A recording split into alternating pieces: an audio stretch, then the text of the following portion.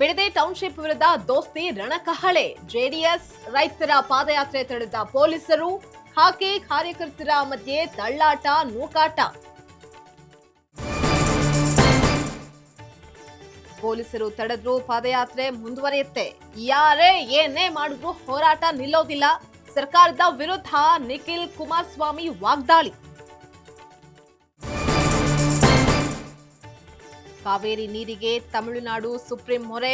ನ್ಯಾಯಮೂರ್ತಿ ಸೂರ್ಯಕಾಂತ್ ಪೀಠದಲ್ಲಿ ಆಗಸ್ಟ್ 13ಕ್ಕೆ ವಿಚಾರಣೆ. ಇತ್ತ ಬಂದ್ ಮಾಡ್ತೀವಿ ಎಂದ ವಾಟಾಳ್.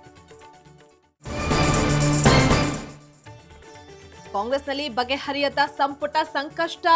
ಹೈಕಮಾಂಡ್ ನಿರ್ಧಾರಕ್ಕೆ ಕಾತುರ. ಕೆಲವೇ ಕ್ಷಣಗಳಲ್ಲಿ ಖಾತೆ ಹಂಚಿಕೆ ಸಾಧ್ಯತೆ.